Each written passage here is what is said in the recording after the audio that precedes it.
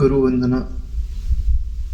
हम लोग पंचामृत पढ़ते हैं तो पंचामृत के अंत में ये गुरु वंदना दी गई है। इसमें गुरु जी की स्तुति है। इस गुरु वंदना को गुरु जी की स्तुति भी कहा जा सकता है और गुरु जी की आरती भी कहा जा सकता है। यानी इससे आप गुरु जी का पूजन भी कर सकते हैं और दीप जलाकर गुरु जी की आरती भी उतार सकते हैं।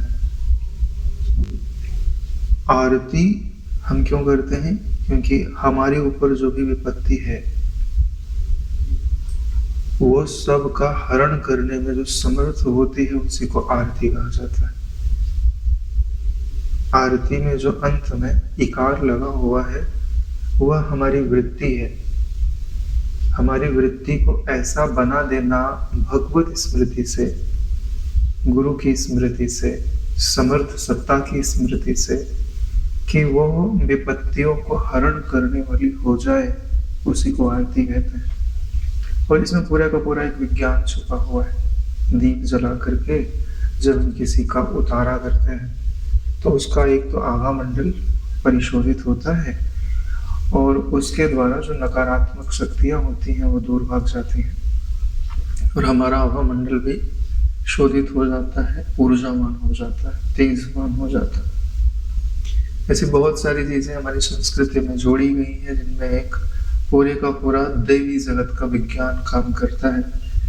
अब विज्ञान थोड़ा उन्नति करता है तो उन चीजों को मापने में वो सक्षम हो जाता है। आप किसी का आभा मंडल माप लीजिए और फिर वो आरती कर ले, उसके पश्चात उसका आभा मंडल माप लीजिए, दोनों में आपको बहुत बड़ा अंतर दिखाई देगा। अगर उसका ठीक से भाव बन रहा है तो, विधि पूर्वक कर रहा है तो ये सब विज्ञान है। तो यह जो जय सदगुरुदेवन देववरम की गुरु वंदना है, हम आज इसके अर्थ पर विचार करते हैं। हो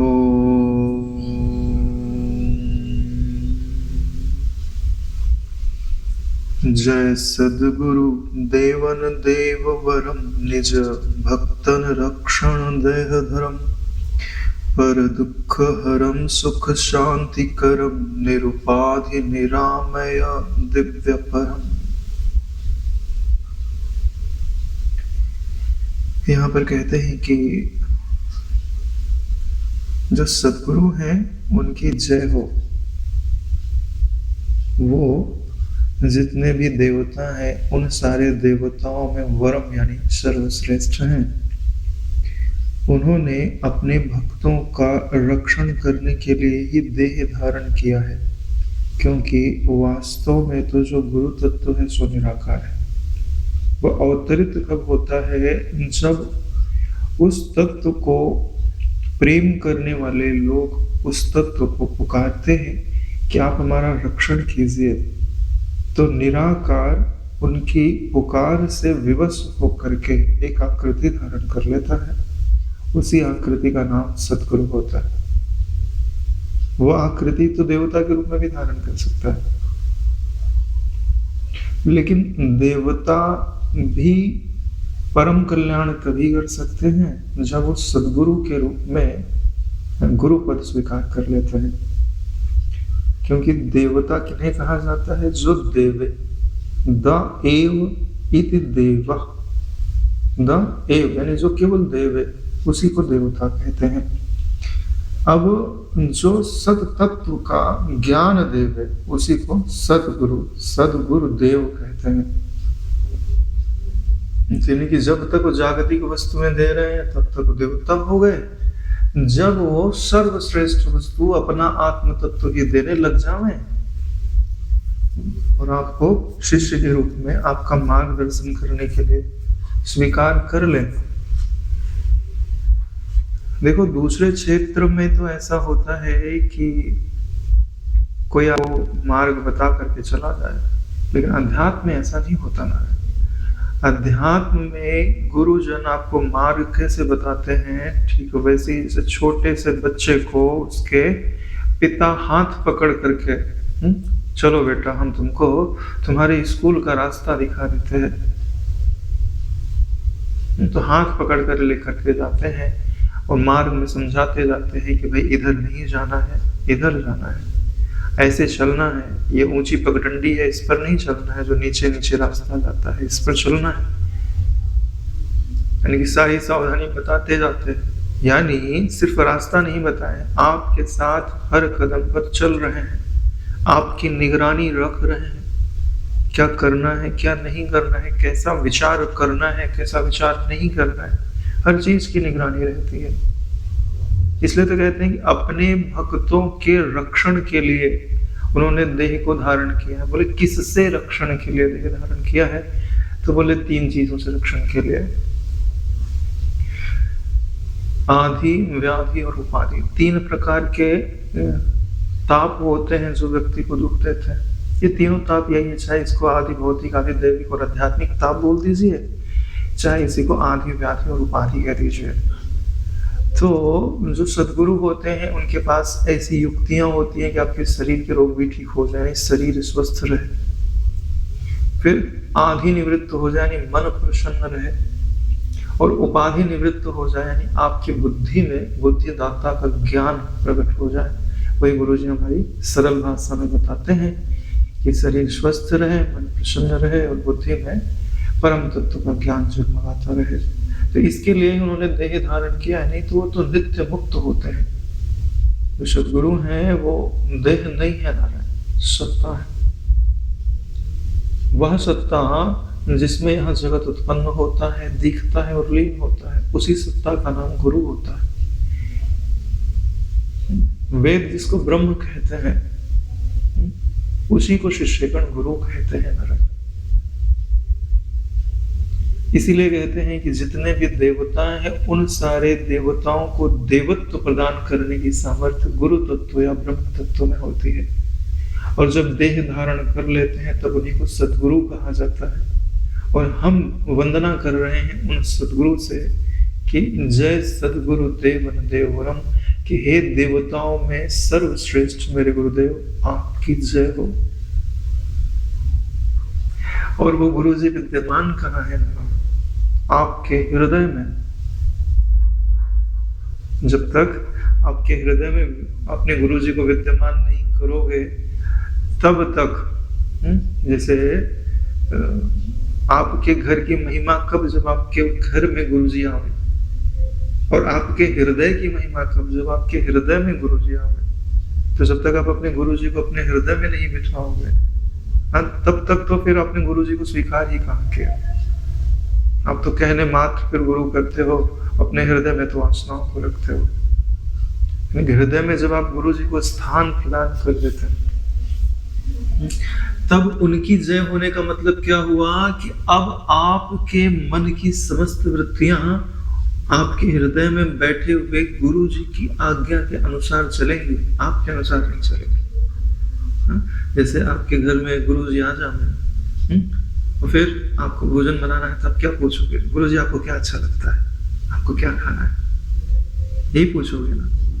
घर में कुछ परिवर्तन करना है, गुरु जी एक घर का रंग अच्छा तो लग रहा है कि इसका परिवर्तन कर दें, कुछ दूसरा पुतवा देते हैं। यानी घर की पूरी जिम्मेदारी या घर का पूरा कैसे होना चाहिए कैसे नहीं होना चाहिए किसकी इच्छा पे निर्भर करता है? गुरु जी की इच्छा पे निर्भर करता है। ठीक वही स्थिति आपके हृदय की जिस दिन हो जाएगी तब वैसा हृदय बनाने के लिए आप क्या कहते हो? जय सद्गुरु, हे गुरुदेव आपकी मेरे हृदय के भीतर जीत हो जाए, मेरी मनमाना कार जितनी भी वृत्तियां चलती थी वो सब पराजित हो जाए। अब मेरी समस्त वृत्तियों पर आपका ही अंकुश हो। गुरु को सिर पर राखिए चले आज्ञा माही, कह कबीर दास को 3 लोक भय नहीं। तो वही बात के लिए क्या कहा जाता है? जय सद्गुरु। किसी की भी जय हम क्यों बोलते हैं? वो जीत जाए, लेकिन कहा हमारे हृदय में हमारा अहंकार हार जाए, हमारी वासना हार जाए, हमारी ममता हार जाए, वो जीत जाए। और जिस दिन दीपक जीतता है उस दिन घर में उजाला हो जाता है। वो तो दीपक नहीं साक्षात सूर्य है। जिस दिन तुम्हारे हृदय में वो जीत गए यानी उनके ऊपर से पर्दा हट गया उस दिन प्रकाश ही प्रकाश हो जाएगा। आगे गए, दुख हरम सुख शांति करम। पर मतलब होता है दूसरा, दुख मतलब तो दुख समझते हो, दुखाकार वृत्ति, नहीं, दूसरे का दुख हरने में वो कुशल हैं और सुख शांति देने वाले हैं। वैसे भी जो दुख होता है वह पर में ही होता है, स्व में कभी नहीं होता। जैसे एक तो गुरु जी में दुख नहीं है और दूसरे का दुख मिटाते हैं, इसलिए पर दुख बोला जाता है। और हमारी दृष्टि में क्या है कि दुख किस में होता है, बोले मन में होता है, तो मन पर हुआ, अपने से अलग हुआ। तो गुरु की आज्ञा मानकर उनके वचनों का आदर करते हुए अपने दुख मिटाते हैं, तो वो भी पर में हुआ। तो यह ज्ञान हमको समझ लेना चाहिए कि पर का दुख गुरु की सत्ता से मिटता है और सुख और शांति प्राप्त होती है। देखो, गुरु जी का सत्संग नहीं हो, विवेक नहीं जगे, तो दुख नहीं मिट सकता ना। क्यों? कितनी भी अनुकूलता तुमको दे दी जाए शरीर की, मन की, लेकिन सदा सुखाकार वृत्ति बने ऐसा संभव नहीं है। लेकिन जब गुरु के वचनों के अनुसार आप यह निश्चय करते हो कि जो दुख है वो अंतःकरण का विषय है, तो जो उसका प्रकाशक है, जिस प्रकाश में सुखाकार या दुखाकार वृत्ति दिखती है, वो परम सुख रूप है, तो उसका दुख कभी विदा नहीं होता, कभी विदा नहीं होता। अगर सच्ची समझ है, वो गुरु का भक्त है, तो वे ज्यादा से ज्यादा क्या होगा, शरीर में प्रॉब्लम आएगी, और ज्यादा होगा तो मन में प्रॉब्लम आएगी, लेकिन बुद्धि में प्रॉब्लम नहीं आनी चाहिए। जिस दिन बुद्धि में प्रॉब्लम आ गई ना नारायण, उस दिन आप दुखी हो जाओगे। प्रॉब्लम शरीर तक सीमित रहनी चाहिए, मन तक भी नहीं आनी चाहिए। हाँ, मन तक आ जाए तो उसे बुद्धि तक नहीं जाने देना चाहिए। अब कोई ये कहे कि बुद्धि तक भी चली जाए लेकिन स्व तक नहीं जानी चाहिए, तो इस बात में मेरी स्वीकृति नहीं है। क्यों? क्योंकि बुद्धि में अगर प्रॉब्लम आ गई तो तुम्हें कोई बचा नहीं सकता, तुम दुखी हो जाओ। क्योंकि स्व तो सदैव परे है, वहां किसी की प्रॉब्लम नहीं जाती। स्व में कभी प्रॉब्लम होती ही नहीं है। जो आज दुख में बैठा है उसकी बुद्धि में दुख है। बुद्धि ने स्वीकार कर लिया मैं दुखी हूं तो दुखी है। स्व तो कभी किसी का दुखी नहीं होता, ना ज्ञानी का ना ज्ञानी का। निरुपाधि निराम है दिव्य परम। निरुपाधि यानी गुरु जी का जो तत्व है उसमें कोई उपाधि संभव नहीं है। उपाधि किसे कहते हैं? जो आपके समीप बैठ करके अपना प्रभाव आप में डाल दे, उसे उपाधि कहा जाता है। जैसे कहते हैं कि मैं डॉक्टर हो गया, तो नारायण डॉक्टर की उपाधि है। डॉक्टरी विद्या का सारा ज्ञान बुद्धि में है। और मैं तो जो कहते हूँ, जब आपने डॉक्टरी नहीं पढ़ी थी तब भी आप वही थे, आपने डॉक्टरी पढ़ ली तब भी आप वही हो। एक एक्सीडेंट हो गया, पूरा ज्ञान भूल गया, मेमोरी चली गई, तो डॉक्टरी पना भी चला गया, तो भी जो उनको देख रहा है वो जो कहते हो है। तो यानी ये जो डॉक्टरी पना है, जो अपने आप को आप डॉक्टर मानते हो, ये आप में नहीं है, बुद्धि में है। बुद्धि आपके समीप खड़ी हो गई, अब उसका प्रभाव आप पे पड़ रहा है, तो आप उसी प्रभाव को मैं मानते हो। इसको और सरल शब्दों में समझो कि जैसे स्फटिक मणि तो आपने देखा ही है, उसको लाल कपड़े पर रख दो तो लाल दिखाई देती है, तो उसमें रंग मणि का नहीं है, कपड़े का है। इसी को उपाधि कहते हैं। उप माने समीप, आदि माने रखने पर उसका जो प्रभाव स्वयं पर पड़े, उसी को उपाधि कहते हैं। अब निरुपाधि का क्या मतलब होता है कि ऐसी कोई दूसरी वस्तु है ही नहीं जिसको उसके समीप रख करके उस पर कुछ प्रभाव डाला जा सके, उसको निरुपाधि कहते हैं। इसमें कोई उपाधि नहीं है। उपाधि क्यों नहीं? क्योंकि उसके सिवाय कोई दूसरी वस्तु नहीं है। निरुपाधि उसी को कहते हैं ना नारायण।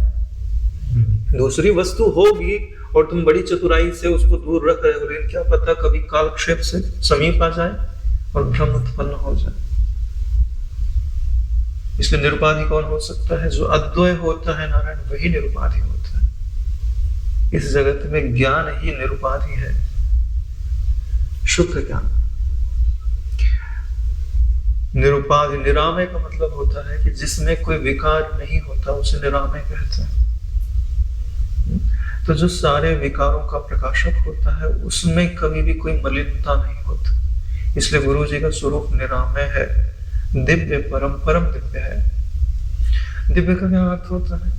दिव्य का समानार्थी शब्द होता है अलौकिक, यानी इस जगत के जितने भी नियम होते हैं जिस पर लागू ना होए उसे दिव्य कहते हैं।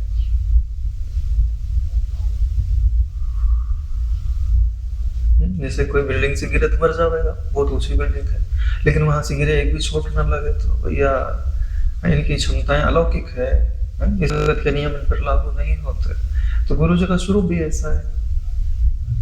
और नारायण ये समझ लीजिए कि जो गुरु जी का स्वरूप है वही आपका भी स्वरूप है। स्तुति तो हम गुरु जी की कर रहे हैं, लेकिन कहाँ कर रहे हैं? अपने हृदय में। गुरु जी तो आईना है, दिखाते किसको है? गुरु जी के रूप में आपको आपका ही प्रतिबिंब दिखाई देता। गुरु आपको गुरु बनाना चाहते। नारायण आप गुरु, आपको बनना नहीं, आप गुरु ही हो, गुरु तत्व ही हो, सिर्फ पहचान। गुरु के भीतर ब्रह्म तत्व की प्रसन्नता दिखाई देती तो आपको लगता है कि भाई ऐसी प्रसन्नता हम भी प्राप्त कर सकते। गुरु के भीतर समता दिखाई देती, समर्थता दिखाई देती है, अद्वैत तत्व की निश्चलता दिखाई देती है। वो संभावना हमारे भीतर भी हो सकती है, यही तो परिचय गुरु सत्ता देती। तो ये ऊपर के पहला जो पद है उसका अर्थ क्लियर हो गया है। दूसरा पद पढ़ते हैं।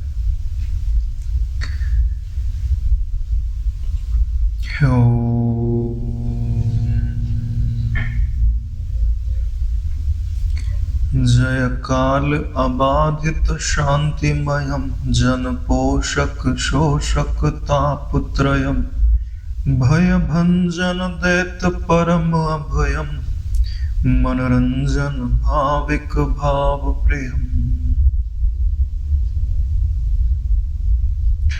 यहां कहते हैं कि गुरु सत्ता ने काल को जीत लिया है। जय काल अबाधित, यानी कि गुरु की जो कृपा है और गुरु जी का जो स्वरूप है दोनों अबाधित है। अबाधित का मतलब होता है कि जिसे रोका ना जा सके, जो कंटिन्यू हो। शांतिमय, शांति से परिपूर्ण है। जन पोषक, यानी गुरु के जितने भी जन है यानी शिष्य हैं, गुरु के प्रति श्रद्धा रखने वाले हैं, उनकी बात मानने वाले हैं। शिष्य का अर्थ यही होता है, जो गुरु की बात मानता है वो गुरु का जन हो गया। नारायण उनका पोषण करते हैं और शोषक ताप त्रयम, तीनों तापों का शोषण कर लेता है। जैसे औषधि होती है, औषधि का आप पान करते हो तो शरीर में जो रोग है उसको शोषित कर लेती है, शरीर से दूर कर देती है और शरीर का पोषण कर देती है। गुरु वो औषधि है जो उनको मानने वाले हैं, उनकी बातों पर चलने वाले हैं, उनका पोषण करता है। और जो आदि व्याधि और उपाधि देने वाले तीन ताप हैं, और वास्तव में जो तीनों ताप होते हैं वो हमारी बुद्धि में गलत जो निश्चय है उसी के कारण होता है। भाई शरीर में रोग क्यों आता है? ज्यादातर आहार विहार बिगड़ा हुआ है, तो यह बुद्धि का ही उल्टा निश्चय है कि उसने मन को छूट दे दी है। मन दुखी क्यों होता है? ना करने योग्य कर लिया, ना सोचने योग्य सोच लिया। हाँ, तो दोष किसका है? बुद्धि का दोष है ना। और आप अज्ञानी हो, आप अपने आप को देह मानते हो, परिच्छिन्न अनुभव करते हो, तो कारण क्या है? प्रज्ञा अपराध मूलम सर्व दोषाणाम सर्व दुःखानां। तो गुरु जी क्या करते हैं? आपकी बुद्धि का शोधन कर देते हैं, तो तीनों ताप भी मिट जाते हैं और आपका पोषण भी होने लगता है।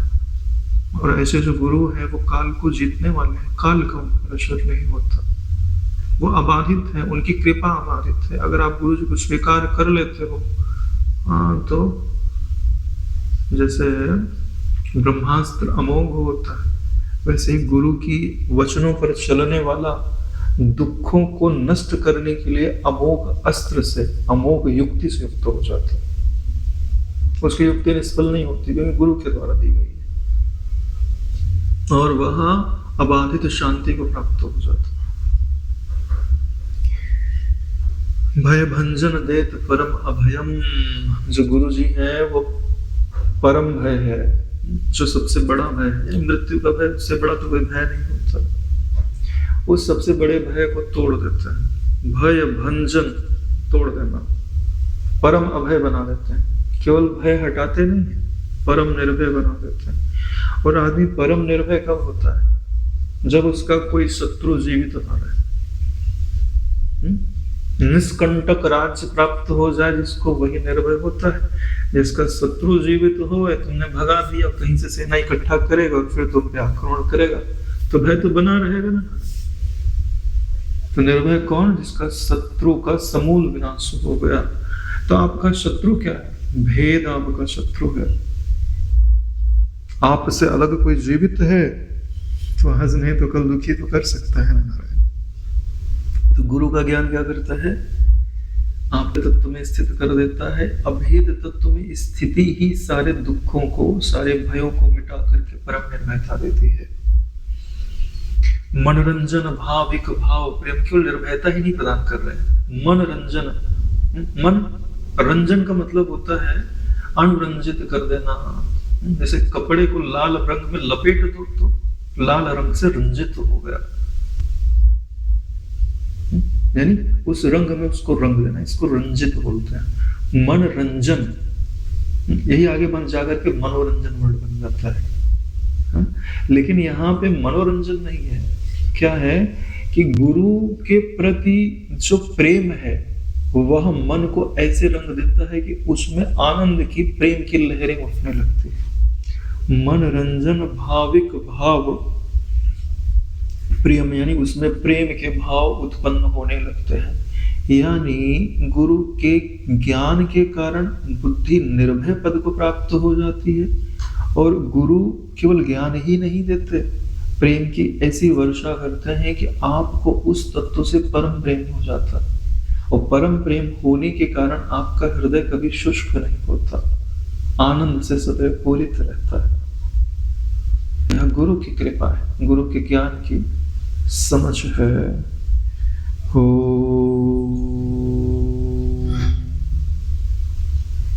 ममतादिक दोष नशावत है, शम आदिक भाव सिखावत है। जग जीवन पाप निवारत है, भव सागर पार उतारत है। देखो गुरु जी करते क्या है, तो कहते हैं ममतादिक दोष नशावत है। हमारे जितने भी ममता आदि के दोष हैं, देखो ममता ही सब चीज के मूल में है। काम, ममता को ही काम कहा जाता है। काम के कारण ही क्रोध होता है, काम के कारण ही लोभ होता है, काम के कारण ही मोह होता है, काम के कारण ही भय होता है। इच्छा नहीं है तो भय काहे का? तो सारे भयों के या सारे दोषों के मूल में एक ही मूल है, वो है ममता। ममता जीवित किससे होती है? अहमता। अहमता किससे जीतती है? अज्ञान के कारण।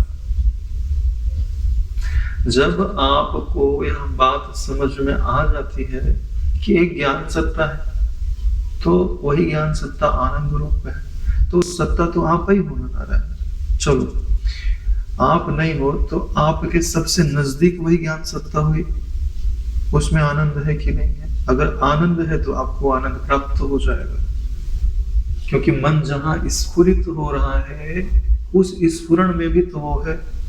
यानी अब उसको स्फुरित होकर कहीं जाना नहीं, किसी आकृति को बनाना नहीं, उसके पहले ही वह आनंद उसे प्राप्त हो जाता है। यही कारण है कि अब वह किसी नाम रूपात्मक आकृति के पीछे नहीं भागता। तो गुरु की इस ज्ञान के कारण ममता रूपी जो दोष है वो नष्ट हो जाता है। ममता गई तो क्रोध भी गया, क्योंकि जो इच्छा रहती है उसके विपरीत होता है। तो आप सबल हो तो क्रोध करते हो, निर्बल हो तो भयभीत होते हो। इसके लिए इसी को पूरित करता हुआ इसमें कहते हैं शम आदिक भाव सिखावत है। अब ममता शांत हो गई, इसका मतलब आपके जीवन में वैराग्य आ गया। शम आदिक, तो शम आदिक में षड संपत्ति पूरी की पूरी आ जाती है। शम, दम, तितिक्षा, उपरति, श्रद्धा और समाधान। इन सब को वो सिखा देते हैं। यानी ऐसी समझ आपके भीतर डालते हैं कि आपका यह जो वैराग्य है, ममता रूपी दोष के हटने पर वैराग्य ही हृदय में जन्म लेता है। वही वैराग्य आपके जाकर के षट संपत्ति बन जाता है, और वही षट संपत्ति वह पैसा है जिसके द्वारा ब्रह्म खरीदा जाता है।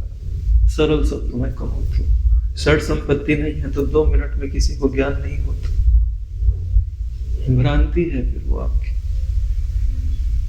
नहीं तो फिर तो सब तत्वज्ञ हो जाते हैं ना नारायण। आप जहां रहते हो वहां तो लोग अज्ञानी हैं, वो तत्वज्ञ क्यों नहीं होगा? क्योंकि पात्रता नहीं है नारायण।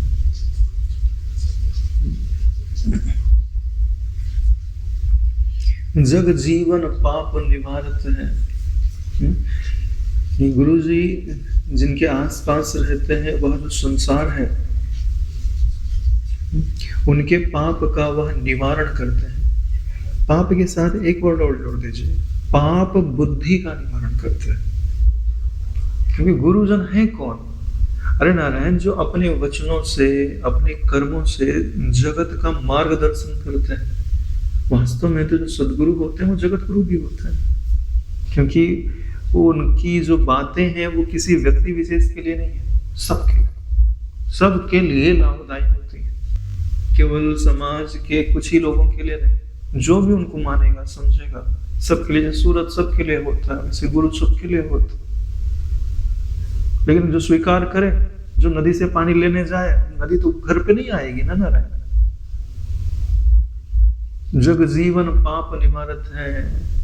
हाँ, तो जो इस जगत में लोग रहते हैं वो अगर उनको अपने हृदय में स्थान देते हैं तो वो उनके पाप का, पाप बुद्धि का, दुर्बुद्धि का निवारण करते हैं।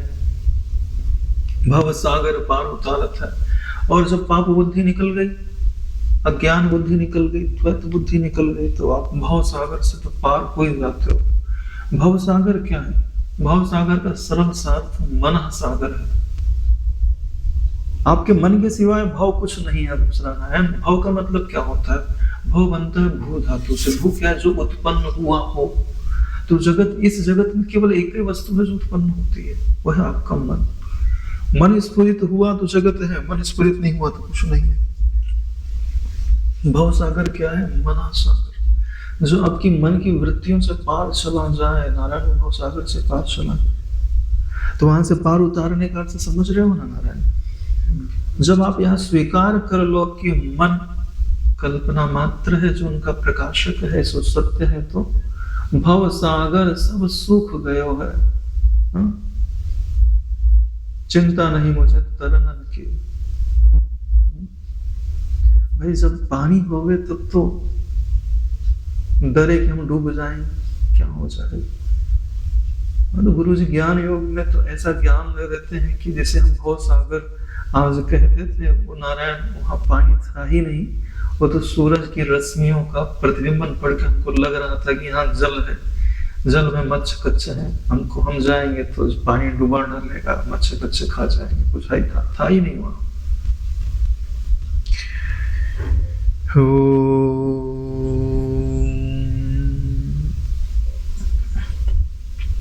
कहूँ धर्म बतावत ध्यान कहीं, कहूँ भक्ति सिखावत ज्ञान कहीं। उपदेशत नहीं मरु प्रेम तुम्ही, करते प्रभु योग रुक्षेम तुम्ही। अब देखिए गुरु जी कभी तो हमें धर्म की बातें समझाते हैं, कहीं ध्यान की बातें समझाते हैं, क्योंकि गुरु पूर्ण होते हैं। पूर्ण गुरु आपको सब कुछ प्रदान करता है। धर्म का मतलब क्या होता है? धर्म का मतलब होता है कि ऐसी बातों को धारण करना जिससे हमारा मंगल ही हो है। अब वो बातें चाहे शरीरगत स्तर पे हो, चाहे मनोगत स्तर पे हो, चाहे बुद्धिगत स्तर पे हो, वो सब धर्म कहलाती है। और वास्तविक धर्म क्या है? जिन्होंने ध्यान को धारण कर लिया वो वास्तविक धर्म में आ जाता है। बोले ध्यान क्या है? बोले प्रार्थना जब आप करते हो तो आपकी ईश्वर सुनता है, और जब आप ध्यान करते हो तो आप परमात्मा की सुनते हो। तो नारायण बड़ी बात यह नहीं है कि आप अपना परमात्मा को सुना दो, बड़ी बात यह है कि आप परमात्मा की सुनो। अपनी इच्छा के अनुसार परमात्मा से कुछ पा लेना यह प्रार्थना है, और उसकी इच्छा में मिट जाना यह ध्यान है। तो ऐसा ध्यान तो गुरुजन ही सिखा सकते हैं। हाँ, तो कभी धर्म सिखाते हैं और कभी ध्यान सिखाते हैं, कभी भक्ति सिखाते हैं और कभी ज्ञान सिखाते हैं। देखो कितना बड़ा आश्चर्य है कि जब आप किसी से प्रेम करते हो, है ना, तो जिससे आप प्रेम कर रहे हो वो कभी सिखाता थोड़ी है कि आप मुझे ऐसे प्रेम करो, लेकिन गुरुजन सिखाते हैं। प्रेम भी उन्हीं से है और प्रेम के मार्ग का प्रदर्शन, मार्गदर्शन भी वही करते हैं।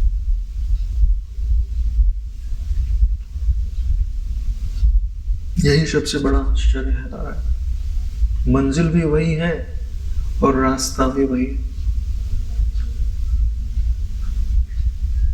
जाना भी उन तक है और जाना भी उन्हीं से है, उन्हीं के द्वारा जाना है और उन तक ही जाना है। तो सोचो, जो अपने गुरु को ब्रह्म बना पाता है वो बहुत तेजी से रास्ता तय कर लेता है। लेकिन ब्रह्म बनाना पड़ेगा नारायण, ठीक है, ब्रह्म नहीं बनाओगे तो मजा नहीं आएगा। फिर तो आप, वही बात हो गई जैसे छोटा सा बच्चा होता है, अब पिताजी कहीं बैठे हैं, बेटा वो जरा नल, प्यास लगी है तेरे को, बोले हाँ, बोले वो नल दिखाई दे, मुझे पानी पी ले। अब वो गया, अब वो नल को देख करके नल से खेल रहा है। नल को चालू करके पानी पीने के लिए भेजा था मुझे नल, लेकिन अब वो नल से ही खेलने लग गया। तो उससे उसकी प्यास तो नहीं मिटेगी ना। तो गुरु जी को जब तक आप ब्रह्म के रूप में नहीं देखोगे तब तक आपकी प्यास नहीं बुझेगी। कुछ ना कुछ बच जाएगा। हाँ, तो कभी भक्ति सिखाते हैं कि उनसे प्रेम कैसे करना है, बिना भक्ति के वैराग्य भी नहीं होता। और फिर कभी ज्ञान सिखाते हैं कि जो मैं हूं वही तू है। क्योंकि पिता तो होते हैं ना, अपने पुत्र को एक न एक दिन अपनी पूरी की पूरी प्रॉपर्टी सौंपने के लिए, पूरा विरासत सौंपने के लिए ही तो पुत्र को इसीलिए तो पैदा किया जाता है या योग्य बनाया जाता है कि एक दिन वो अपने पिता का उत्तराधिकार ले ले। उसमें पिता को दुख नहीं होता कि इसने मेरी सारी संपत्ति ले ली, प्रसन्नता होती है कि आज ये अपने पांव पे खड़ा हो गया, अपनी जिम्मेदारी समझ ली, खुशी होती है। आई थिंक सो, ऐसा अनुमान ही कर सकता हूँ, लेकिन मुझे लगता तो है कि जिस दिन जिम्मेदार हो जाता है ना बच्चा, उस दिन पिता को खुशी होती है। और ठीक ऐसे ही जिस दिन शिष्य जिम्मेदार हो जाता है, गुरु के ज्ञान का उत्तराधिकार लेना। देखो प्रॉपर्टी तो भाई ज्यादा बेटे हो तो लड़ाई झगड़ा हो जाए, या तो ज्ञान के संबंध में तो सब उत्तराधिकारी हो सकते हैं। उपदेश सत ने मरु प्रेम तुम्हें। देखो आप उपदेश तो दे रहे हैं, नियम, नेम यानी नियम, कानून तो बता रहे हैं, लेकिन शिष्य की नजर में क्या है कि जो आप उपदेश दे रहे हैं, जो आप नियम बता रहे हैं और जो आप प्रेम की बातें कर रहे हैं, वो सब आप ही हो। आपसे अलग न मेरे लिए कोई उपदेश है, आपसे अलग मेरे लिए न कोई नियम है, आपसे अलग न मेरे लिए कोई प्रेम है। यानी कि मेरे उपदेश के मूल में आप हो, मेरे नियमों के मूल में आप हो, और मेरे ईश्वर की प्रियता के मूल में आप ही निवास करते हो। करते प्रभु योग करो क्षेम तुम्हें। कहा जाता है कि जब आप परमात्मा का अनन्य चिंतन करते हो तो परमात्मा आपका योग और क्षेम वहन करता है। अनन्यास चिंतन तो ये जना पर्युपाश होती है। तो वही बात यहाँ कही जा रही है कि उपदेशत ने मरु प्रेम तुम्ही। ये घटना जब तुम्हें घट जाएगी तो तुम परमात्मा का या अपने गुरु जी का अनन्य चिंतन कर रहे होगे। तो अनन्य चिंतन करने के कारण ही वो जो परमात्मा है, गुरु है, गुरु सत्ता है, वो आपका योग और क्षेम वहन करता है। नारायण, योग मतलब क्या? जो आपकी उन्नति के लिए जरूरत है वो कहीं ना कहीं से आ जाएगा। क्षेम का मतलब क्या? जो आपके भीतर पहले से सद्गुण आ गए हैं, अब वो नष्ट नहीं होगा, वो बढ़ते जाएंगे।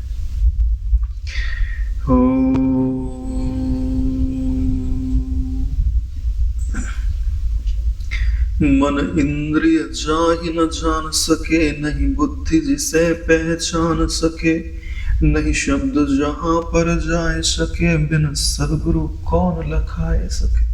अब इस जगत में कोई कितने बुद्धिमान क्यों ना हो, उस चीज को तो नहीं पा सकता जो मन बुद्धि और इंद्रियों से परे है, क्योंकि वह मन बुद्धि और इंद्रियों की सीमा में ही तो है। वही चीज यहां समझाई जा रही है कि जो परम तत्व है मन उसको नहीं प्राप्त कर सकता, यानी उसका चिंतन नहीं कर सकता। परमात्मा का चिंतन मन नहीं कर सकता, यानी परमात्मा को विषय नहीं कर सकता, परमात्मा को अपने भीतर नहीं ला सकता। बोले जो चिंतन किया जाता है वो क्या है, वो अविद्या के को हटाने के लिए, वास्तव में परमात्मा का चिंतन नहीं होता। परमात्मा भाई चिंतन किसका होता है, इसका नाम और रूप होता है, उसी का चिंतन होता है। जो नाम और रूप से परे है उसका चिंतन कर सकते हो, वहां जाएगा ना तो मन मिट जाएगा।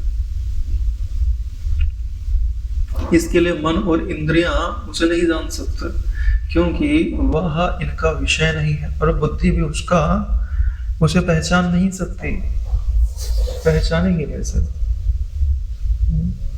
भाई। बुद्धि किसके संबंध में निर्णय ले सकती है, जो दिखाई देता, जो बुद्धि का प्रकाशक है उसके संबंध में बुद्धि कोई निर्णय नहीं देती, समर्पित होती है। जब समर्पित होती है तो परमात्मा का वह ज्ञान जो अविद्या का विनाश करता है, परमात्मा का ज्ञान नहीं, परमात्मा के स्वरूप का वह ज्ञान जो अविद्या का विनाश करता है, वो बुद्धि में जगमगाता है। परमात्मा बुद्धि में नहीं आ सकता, लेकिन परमात्मा की वह कला जो अविद्या का विनाश करती है वो बुद्धि में अवश्य आती है। यह बात निश्चित समझ लेनी चाहिए। जो लोग इसे पूरी तरह से नहीं समझते वो धोखा खा जाते हैं। कहते हैं कि भाई परमात्मा जो बुद्धि से पाया ही नहीं जा सकता, तुम अपनी बुद्धि को योग्य क्यों बना। भाई परमात्मा नहीं पाया जा सकता, लेकिन बुद्धि में अज्ञान होने के कारण जो बादल आ गए हैं उन्हें तो हटाया जा सकता है। नहीं शब्द जहां पर जा सके, वह जो तत्व है वहां कोई शब्द नहीं जाता। बिन सदगुरु कौन लखा सके, बिना सदगुरु के उन्हें कौन लखा सकता है, नहीं दिखा सकता है।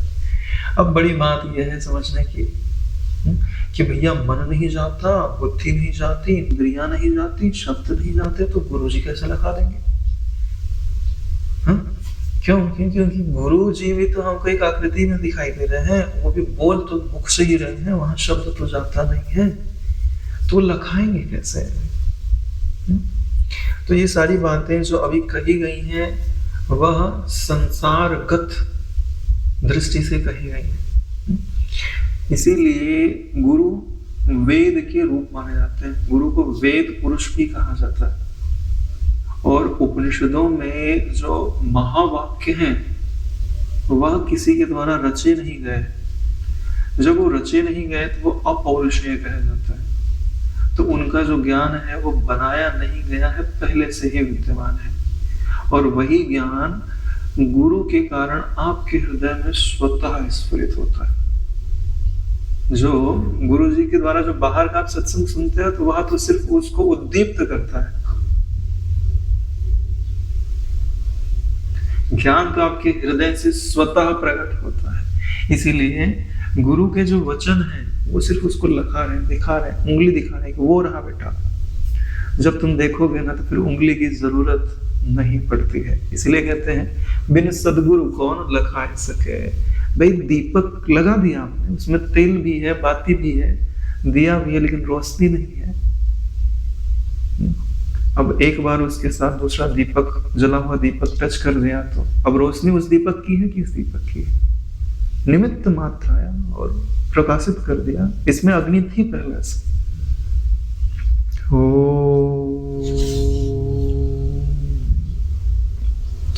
नहीं ध्यान न ध्यात्र न ध्येय जहाँ, नहीं ज्ञात्री न ज्ञान न ज्ञेय जहाँ, नहीं देश न काल न वस्तु तहाँ, बिन सदगुरु को पहुंचाए वहां। भाई गुरु नहीं होते जिन्होंने उस आत्म तत्व का अनुभव किया है, वो नहीं होते तो हमको पता ही नहीं चलता नहीं कोई वस्तु तो है। आत्म तत्व भी कोई वस्तु होती है, किसको पता था? गुरु जी के सत्संग में आए, सुना, समझा, विचार किया, तब पाया क्या रे ये समझने वाली बुद्धि का प्रकाशक भी कोई है। वही बात यहाँ समझाई जा रही है, गुरु जी की महत्ता दिखाई जा रही है कि भाई एक ऐसा तत्व है कि जो ध्यान, ध्यात्र और ध्येय की त्रिपुटी से परे है, उनका प्रकाशक है। जो ज्ञात, ज्ञान और ज्ञेय की त्रिपुटी से परे है, उनका प्रकाशक है, उनको देखता है। देश और काल वहां नहीं है।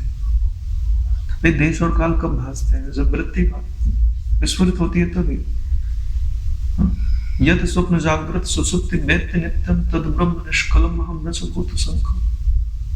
मतलब जो वृत्तियों का प्रकाशक है ना, उसमें देश है ना काल है। यानी कि जो इन सब का प्रकाशक है या इन सब का अधिष्ठान है, वो गुरु तत्व ही है। और वह जब प्रसन्न हो जाता है तो वो अपने आप को लखा देता है। और इसलिए तो बोलते हैं कि आप ऐसा, आपका आचरण ऐसा होना चाहिए कि गुरु जी आपके आचरण से संतुष्ट हो जाए। तो कौन से गुरु जी संतुष्ट हो जाए? जो बाहर दिखाई दे रहे हैं वो कब संतुष्ट होते हैं? जब आप अपने भीतर का जो तत्व है उसके प्रति ईमानदार होते हैं तो। क्योंकि गुरु जी आपके हर कर्म तो नहीं देख रहे और ध्यान लगा के देखेंगे भी नहीं, लेकिन आप अगर ईमानदारी से जो चीजें हैं उस तत्व को पाने के लिए यत्न करते हो तो आपका अंतर्यामी तो देख रहा है, वही प्रमाण देता है वहां जाकर। तो बिना गुरु के ऐसा तत्व है जिसको ध्यान से नहीं पाया जा सकता, ज्ञान से नहीं पाया जा सकता, किसी देश में जाके नहीं पाया जा सकता, किसी काल में जाके नहीं पाया जा सकता। उसको केवल उस तत्व का अनुभव किए हुए गुरुजन ही दिखा सकते हैं।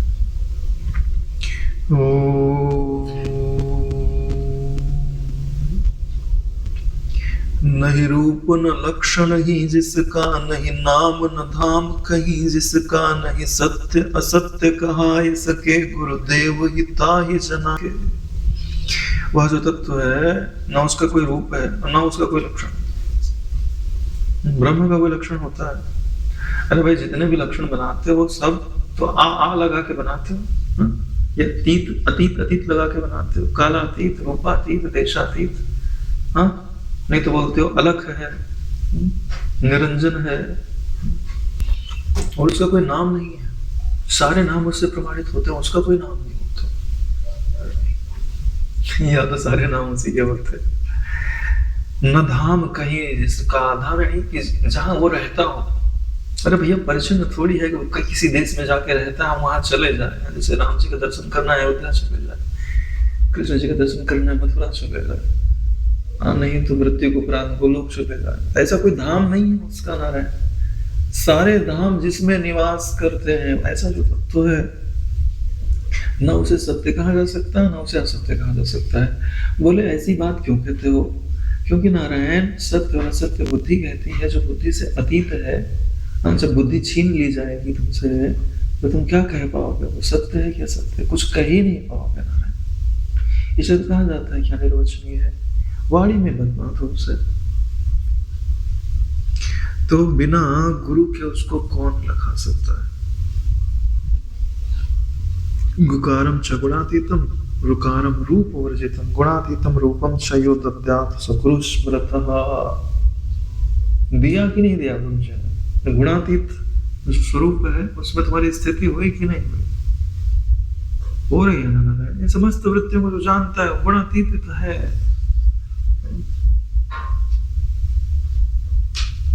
हम रोज तो यही बात तो कम से कम 10 बार तो दोहराते हैं, और फिर कोई कहता है कि आप तो गोल गोल घुमा के बात करते हो।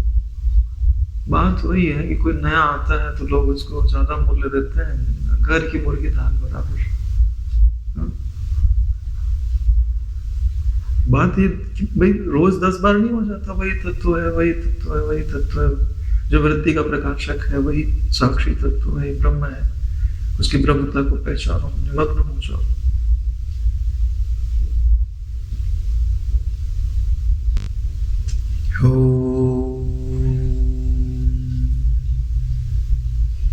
गुरु कीन कृपा भव त्रास गई, मिट भूख गई छुट प्यास गई, नहीं काम रहा नहीं कर्म रहा, नहीं मृत्यु रहा नहीं जन्म रहा। साधुवाद। यहाँ कहते हैं गुरु कीन कृपा। अब गुरु जी कृपा करते हैं तो होता क्या है? बोले भव त्रास गई। भव त्रास गई मतलब मन की त्रास गई, यानी आधी निवृत्त हो। भव त्रास का अर्थ यही होता है कि जो हमारा मन है वही समस्त दुखों का कारण है। अब मन आपका मन अब आपको दुख देने में सक्षम ना हो, तो मन की त्रासदी चली गई या भाव की त्रासदी चली गई। मिट भूख गई छुट प्यास गई, तो ये जो आप रोटी खाते हो उसकी भूख की बात नहीं की जा रही। जो आपकी वास्तविक भूख किसकी भूख है? सुख की। और कोई भूख है? केवल सुख की भूख। सुख की भूख है, रस की प्यास है। सुख मिलता रहे, रस आता रहे। तो मिट भूख गई यानी अब तृप्ति रहती है। मिट प्यास गई यानी अब आप आनंद के झरने हो गए। मधु झरते चंद्रवा। मतलब रोटी खाने से मत लेना, भाई भूख तो लगेगी, लेकिन अब तुम्हें एक तृप्ति रहती है, एक संतुष्टि रहती है। आप जिसको देख लो वो आनंदित होने लगता है। ये उसकी बात है। नहीं काम रहा, जो आनंद आ गया तो काहे की इच्छा रहेगी। नहीं कर्म रहा, तो क्या कोई कर्म नहीं करेगा? कर्म करेगा नारायण, कर्म है लेकिन कर्तृत्व नहीं। नहीं मृत्यु रही नहीं जन्म रहा। अब उसे समझ में आ गया मेरी मृत्यु नहीं होती, मेरा जन्म नहीं होता, तो मृत्यु कहा तो क्या दूसरे की मृत्यु होती है? अब उसकी दृष्टि में किसी की मृत्यु नहीं होती, अब उसकी दृष्टि में किसी का जन्म नहीं होता। बात समझ में आ गई? ऐसा निश्चय है तब तुम मुस्कुरा सकते हो। बलात् करोगे तो नहीं मजा आएगा, समझ के करोगे तो मजा आएगा।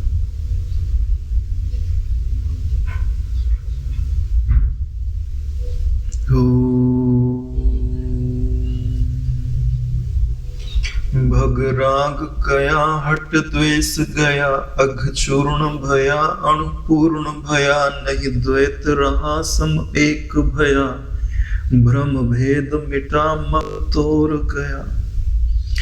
क्या स्तुति है यार गुरु जी की। केवल गुरु जी की स्तुति नहीं है, ये शिष्य की पूरी यात्रा है गुरु जी के साथ।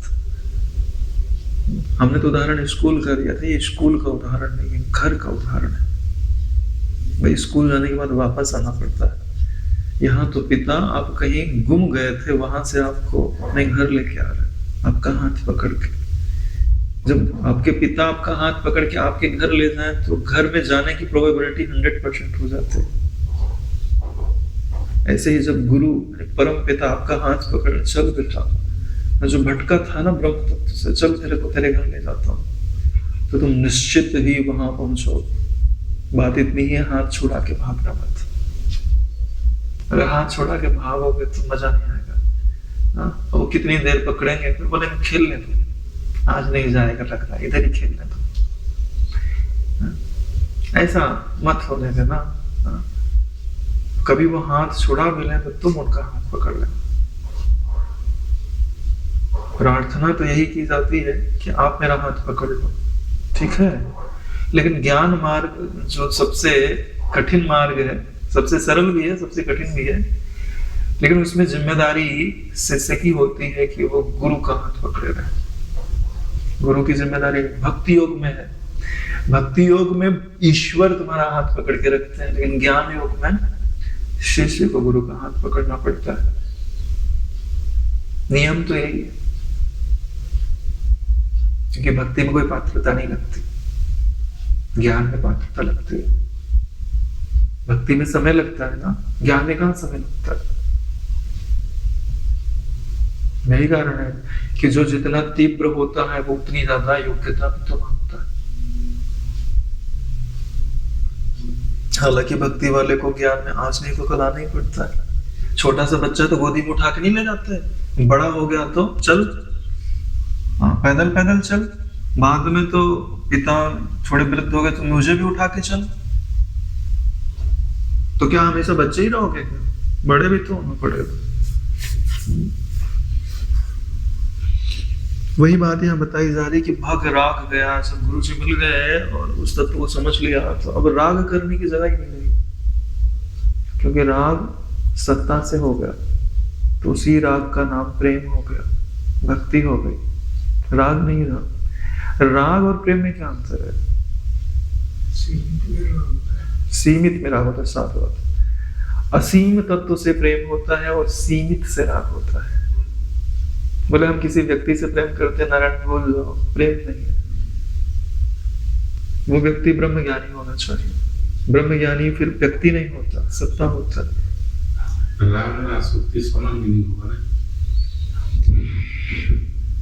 समझ सकते हैं कि एक ही चीज है, राग और आसक्ति एक ही चीज है। भग राग गया, यानी परिच्छिन्नता से जो लगाव था वो चला गया, अब राग चला गया तो द्वेष भी चला जाता, और द्वेष चला जाता है तो राग भी चला जाता है। जैसे एक सिक्का है ना, बोले एक हेड देखा, बोले ये हेड मुझे नहीं चाहिए, तो हेड अकेला नहीं जाएगा, टेल को भी लेके जाएगा। अग चूर्ण में, अग मतलब होता है पाप, चूर्ण हो गया मतलब नष्ट हो गया। वास्तव में पाप क्या है? द्वैत की स्वीकृति ही सबसे बड़ा पाप है। आपके सिवाय या गुरु सत्ता के सिवाय कुछ नहीं है। ऐसा जो निश्चय है वही अग को चूर्ण कर देता है, अणु को पूर्ण कर देता है। अणु मतलब अभी आपका जो मैं है ना वही अणु है, पूर्ण हो गया मतलब ब्रह्म तत्व में जाके प्रतिष्ठित हो गया। अग चूर्ण हो गया, अणु पूर्ण हो गया, यानी अपना मैं अब पूर्णता की खबर प्राप्त कर रहा है। नहीं द्वैत रहा समय में, आपको द्वैत नहीं रहा। सजाति विजाति स्वगत तीनों भेद मिट जाए तभी द्वैत समाप्त होता है। देखो नारायण, आपको कैसा लगना चाहिए? अगर यह जगत आपको अपना सपना नहीं लगता तो द्वैत मिटना कठिन है। ठीक है, पहले तो इस शरीर से अपने आप को अलग करो, शरीर आपका दृश्य हो जाना चाहिए। जैसे कई बार कहते हैं कि वृत्ति को देखो, तो कई बार हम वृत्ति से पृथकत्व तो कर ले जाते हैं, लेकिन शरीर से पृथकत्व बाकी रह जाता है। सही बोल रहे हो? वृत्ति आपने देखी, देखते देखते वृत्ति शांत हो गई, आपको खूब आनंद शांति महसूस हुई, लेकिन कभी आपने यहाँ अभ्यास ही नहीं किया कि यह शरीर मैं नहीं हूं। तो जब आप कार्य करोगे तो शरीर में हम आ जाए, फिर आप वो एकांत ढूंढोगे कि जहां बैठूं और वृत्ति को देखूं और सब लीन हो जाए। व्यवहार के समय भी डालना पड़ेगा कि जैसे वृत्तियों को देख रहा था मैं, तो वृत्तियां दृश्य थी, मैं दृष्टा था। वैसे ही जागृत काल में जो बोल रहा है, चल रहा है, विचर रहा है, वो मैं नहीं, वह भी वृत्ति ही है। जब ऐसा करोगे तो एक समय ऐसा आता है जब आप यह कहते हो कि यह पूरे जगत के प्राणी और पूरा जगत यह मेरे वृत्ति में है। ये तब अनुभव में आता है जब तुम्हारा शरीर है ना, इसे पदार्थ में खत्म हो जाए। यानी वृत्ति के उपजने पर ये सब देखते हैं, वृत्ति रहती है तो ये सब वृत्तिमान है, वृत्ति में ही प्रतिबिंबित मात्र हो रहा है। अभी मैं आंख बंद करूं, आंख बंद करने का मतलब होता है वृत्ति बंद करूं, वृत्ति को स्थिर कर दूं तो सब शांत। यानी मेरे वृत्ति में ही संपूर्ण जगत। तो मेरा इसलिए कह रहा हूं क्योंकि अभी अभ्यास कर रहे हैं, तो वृत्ति में ही मेरा वगैरह कुछ नहीं, तो वृत्ति में ही संपूर्ण जगत है, और वृत्ति के शांत होते ही कुछ नहीं रहता, तब द्वैत समाप्त हो जाता। वृत्ति मिटी, फिर वृत्ति मात्र हो गया, तो वृत्ति के अंदर सब, वृत्ति आकाश रूप है ना, तो वृत्ति के अंदर कोई भेद नहीं होता, सब वृत्ति रूप है। जैसे समंदर के अंदर सब जल है, वैसे वृत्ति के अंदर सब वृत्ति है। धरती भी वृत्ति, अग्नि भी वृत्ति, जल भी वृत्ति, हवा भी वृत्ति और आकाश भी वृत्ति। ऐसा जिसका निश्चय उसी का वास्तविक निश्चय। स्वप्न मात्र। हाँ, वृत्ति मात्र, स्वप्न मात्र। इसके लिए आपको इन सब से अलग खड़ा होना पड़ेगा। बात पकड़ में आ रही है? आध्यात्मिक बल चाहिए, बहुत बड़ा बल चाहिए पूरा।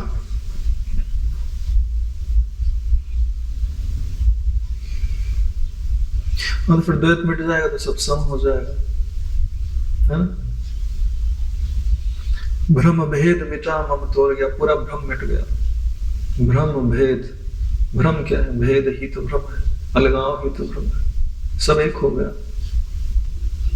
अब यहाँ वृत्ति से भागने की जरूरत नहीं, क्योंकि वृत्ति आकाश रूप हो गए। मैं और तो हट गया, यही तो माया है। मैं और मोर तोड़ की माया, बस कर देनी जीवन खाया, मेरा और तेरा समाप्त हो गया, एक ही तत्व है। हाँ जी, हाँ, तो तत्व शुद्ध हो जाता है दोनों की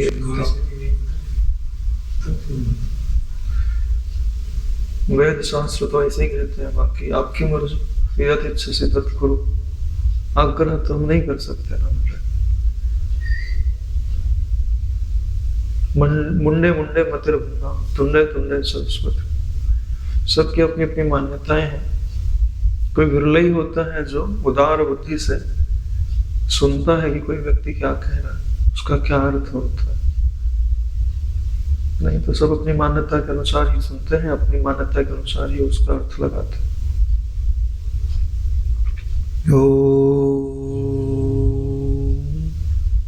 अंतिम पद है 10वां। नहीं मैं नहीं तू नहीं अन्य रहा, गुरु शाश्वत आप अनन्य रहा। गुरु सेवत ते नर धन्य यहाँ, तिनको नहीं दुख यहाँ न वहाँ। बहुत जबरदस्त पंक्तियां हैं ये। नहीं मैं नहीं, मतलब मैं भी नहीं हूं, तू भी नहीं है, कुछ अन्य ही है, यानी दोनों का प्रकाशक है। जिसको आज तक मैं बोलता था, तू बोलता था, वो दोनों ही दृश्य थे नारायण, कल्पित मात्र थे, वृत्ति में प्रतिबिंबित मात्र थे। उनका जो प्रकाशक था, जिसमें वो दिखते थे, जिसको वो दिखते थे, वो अन्य ही था। अभी तक मैंने उसको जाना नहीं था, लेकिन अब मैंने जाना, क्या पाया? गुरु शाश्वत आप अनन्य, वही गुरु शाश्वत पद है। जो इनसे अन्य है, जो इनका प्रकाशक है, वही गुरु तत्व है। और वास्तव में वही मेरे मैं का वास्तविक घर है। मैं वही रहता हूं। गुरु ही मेरा ठिकाना है, गुरु तत्व ही मेरा घर है। बाद में वो धीरे से कहता है कि वही गुरु तत्व में हो, वही गुरु तत्व मैं हूं। इस पे ज्यादा जोर नहीं देना चाहिए। वही गुरु तत्व मेरा घर है, ऐसा बोल के विश्राम ले लो। फिर धीरे से बोला जाता है कि वही मैं हूं। जरूरत ही नहीं होती मैं बोलने की, समस्याएं समाप्त हो जाती, क्योंकि आप अपना मैं उस सत्ता के सिवाय और कहीं रख भी नहीं पाओगे। मुझे तो नहीं लगता कि यहाँ कहीं कोई कंफ्यूजन है, कहीं कोई कमी है।